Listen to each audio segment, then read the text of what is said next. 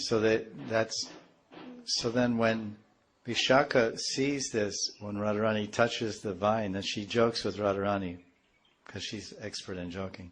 Hey, Sakhi Radha, be careful. Sakhi Savadan.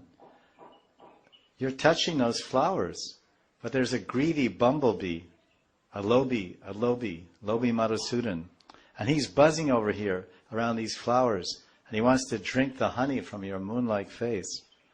So be careful. She's right. Vishaka is reminding her.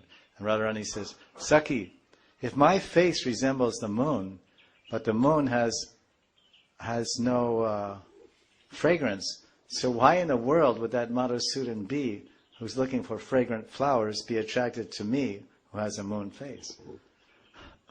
So this is just, back and forth joking, because she's saying, oh, your Madhusudan's going to drink the honey from your moon-like face. And she says, okay, but he's a bee. Madhusudan means a bee. Sudan means nectar. Madhu means honey. It's a name for Krishna, a name for honeybee. So he's going to drink the nectar. So you would think that Vishaka would have said, that Madhusudan is going to drink the nectar from the flower of your face. But she didn't. She said, the moon of your face, Chandramukhi Radha. So Radharani said, hey, look, you said I have a moon-like face, so what's the point? He said, anyway, he'll come.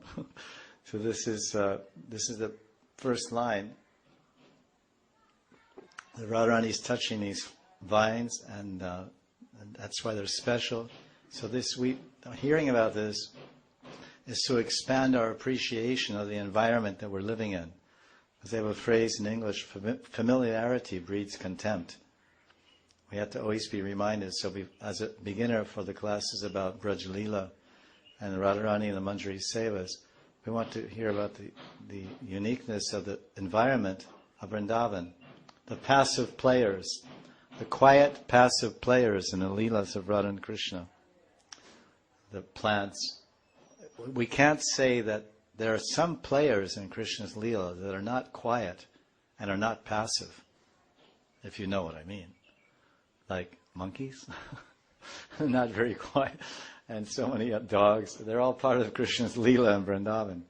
But now we're not going to be glorifying them. I don't really ever see too many glorifications of them, but I do see glorifications of trees and flowers and vines and the land. But somehow, although they were there 5,000 years ago, there were monkeys and all these things. And Krishna fed them, but they're not too much glorified in Sanskrit poetries. Radha kara vachita palava valarike. So this is the first line of the shloka.